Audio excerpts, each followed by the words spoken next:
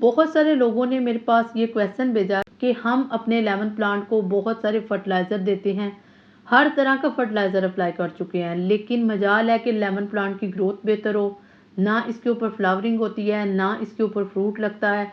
पौधे की ग्रोथ जो है वो पहले से कम हो चुकी है, हालांकि ये बढ़नी चाहिए थी। और सबसे बड़ी बात कि पौधे के जो पत्ते हैं उनके ऊपर पेस्ट बहुत अटैक करते हैं, ठीक है। और इसके पत्ते जो हैं वो ब्राउन होके कभी गलना स्टार्ट हो जाते हैं और कभी अकड़ जाते हैं। तो हमें काइंडली ये बताएं कि हम अपने प्लांट के साथ क्या करें। तो सबसे पहली बात कि ये सितंबर का महीना है और आगे अक्टूबर आने वाला है। ये 2 महीने इस प्लांट के लिए बहुत बेस्ट हैं।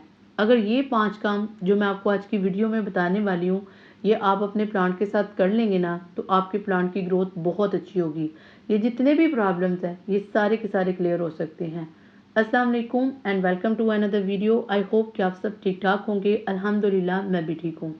जब भी सितंबर का महीना आता है तो लेमन प्लांट की ग्रोथ जो है वो स्टार्ट हो जाती है। चाहे आपका प्लांट किसी कंटेनर में लगा है, चाहे आपका प्लांट मिट्टी के अंदर लगा है, इस प्लांट की ग्रोथ बेहतर होती है। इसके ऊपर नए नए पत्ते आना स्टार्ट हो जाते हैं। कुछ लोगों के प्लांट के ऊपर फ्लावरिंग होती है लेकिन वो गिर जाती है, उसकी क्या वजह मैं आपको आगे चल के बताती हूँ। लेकिन यहाँ पे बात हो रही है फर्टिलाइज़र की। सितंबर के महीने में आपने सबसे पहला काम जो करना है, आपने अपने पौधे को फर्टिलाइज़र देना है। कौन सा फर्टिलाइज़र देना है? जो भी आप फर्टिलाइज़र देते हो, एनपीके देते हो, वर्मी कंपोजिट देते हो, कोई ऑर्गेनिक फर्टिलाइज़र देते हो, आपने अपने प्लांट को फर्टिलाइज़र देना है। इससे क्या होगा, एक आपके पौधे के ऊपर फ्लावर आएंगे, दूसरा प्लांट के ऊपर जो लेमन लगते हैं उनका साइज़ अच्छा होगा। अगर वो गिर जाते हैं तो वो गिरेंगे नहीं। जब भी प्लांट के ऊपर जो लेमन गिरते हैं उसकी बेसिक वजह न्यूट्रिएंट डेफिशिएंसी होती है, क्योंकि प्लांट अपनी एनर्जी को पूरा करने के लिए फल को गिरा देता है ताकि उसको मज़ीद किसी और को अपनी एनर्जी ना देनी पड़े। तो बेस्ट है कि आप अपने पौधे को न्यूट्रिशन दो। अब इसके लिए एक और इम्पोर्टेंट चीज़ है, वो प्लांट जो अभी मिच्योर नहीं हुए यानी 1 से 3 साल के दरमियान है, आपने उनको रेगुलरली फर्टिलाइज़ करना है, यानी कि हर 15-20 दिनों के बाद फर्टिलाइज़र देते रहें।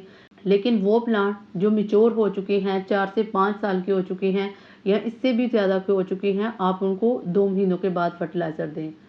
सेकंड इम्पोर्टेंट काम आपने जो करना है, ये आपने बहुत सारी जगहों पे सुना होगा कि जब प्लांट के ऊपर फ्लावर लगते हैं तो आपने इसको पानी कम देना है। होता असल में ये है कि जब हम पानी देते हैं ना तो इस जो हमारे फ्लावर होती है ना वो वीक होके ना गिरना स्टार्ट कर देते हैं। तो आपने कोशिश करनी है पानी दें लेकिन कम दें। उतना पानी दें जितना मिट्टी जो है वो नम रह सके, ठीक है। यानी कि आप 7 से 8 दिनों में एक दफ़ा ज़रूर पानी दें, लेकिन कोशिश करें कि कम हो। ज़्यादा पानी देंगे तो फ्लावर ड्रॉप करेंगे, तो ये आपने हमेशा बात याद रखनी है। जब भी सितंबर के महीने में आपके प्लांट के ऊपर ग्रोथ आती है तो पेस्ट सबसे पहले इसके ऊपर अटैक करते हैं। जितने भी सिट्रस प्लांट हैं ज़्यादातर इंसेक्ट्स जो हैं वो इसको पसंद करते हैं, क्योंकि ये एस्टिक प्लांट और एस्टिक जो चीज़ होती है ना ये इंसेक्ट्स को बहुत ज़्यादा पसंद होती है। तो इसी वजह से वो इसके ऊपर अटैक करते हैं, अपनी एग्स ले कर देते हैं, लार्वास बनते हैं, वो पत्तों को खाना स्टार्ट कर देते हैं। पहले नंबर पे इन लार्वास को उठा के किसी दूसरी जगह पे रखते हैं और दूसरे नंबर पे आप रेगुलरली इसके ऊपर किसी पेस्टिसाइड का जो है वो स्प्रे करते रहें। अब पेस्टिसाइड जो है वो 2 तरह के हैं, आप इनऑर्गेनिक भी दे सकते हैं, ऑर्गेनिक भी दे सकते हैं। ये आपको ज़्यादा बेस्ट तरीके से पता है कि आपके प्लांट के ऊपर कौन सा पेस्टिसाइड जो है वो अच्छे से वर्क करता है। इसके बाद जो इम्पोर्टेंट आप लोगों ने फोर्थ काम करना है, आपने अपने प्लांट की गुड़ाई करनी है। ये बहुत इम्पोर्टेंट है। अगर आप नहीं करते तो अक्सर औकात क्या होता है कि पौधे को फंगस लग जाता है। अब जब फंगस लगता है ना, सूरज की रोशनी ज़मीन के अंदर नहीं पड़ती, बाहर की हवा अंदर नहीं जाती, फंगस पौधे को लग जाता है। और जब पौधे को फंगस लगता है ना तो पौधे की जड़ें मुतासिर होती हैं, जड़ें टूट जाती हैं, पौधे को खुराक नहीं मिलती और ना इससे पत्तों को खुराक मिलती है, ना फूलों को खुराक मिलती है, ना फिर इसके लेमन को खुराक मिलती है। तो ये सारी चीज़ें बहुत ज़्यादा मुतासिर होती हैं। तो आपने अपने प्लांट को कम से कम 10 से 12 दिनों के अंदर अंदर गुड़ाई लाजमी करनी है। अब लास्ट जो स्टेप है ये बहुत इंपॉर्टेंट है और वो ये है कि आपने अपने प्लांट की खुश्क टहनियों को काटना है। अगर हम खुश्क टहनियों को नहीं काटते तो ये फैलती जाती हैं, एक जगह से दूसरी जगह ट्रांसफ़र होती हैं। ये भी एक किस्म की बीमारी है, ठीक है। ये एक डायबैक डिसीज़ है और ये एक जगह से दूसरी जगह फैलती है। अब जब ये फैलना स्टार्ट कर देगी, आप इसको क्योर नहीं करोगे तो आपका प्लांट तो खुश्क होगा। जब प्लांट की जाइलम फ्लोइंग खुश्क हो जाती हैं तो फिर पत्तों को खुराक नहीं मिलती और बाकी चीज़ों को भी खुराक नहीं मिलती और प्लांट जो है वो ओवरऑल मुतासिर होता है।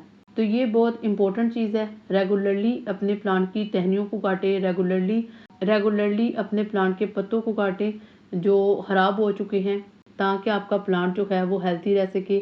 ज़ाहिर बात है कि जब कोई भी इंसान है, अगर उसने भी हेल्दी रहना है, तो जब तक हम अपनी बीमारी को ठीक नहीं करेंगे तो हम हेल्दी नहीं हो सकते। तो प्लांट के साथ भी यही इशू है। आपने ये काम जो है ये लाजमन करने हैं, इससे आपका प्लांट जो है वो बेहतर होगा इंशाल्लाह।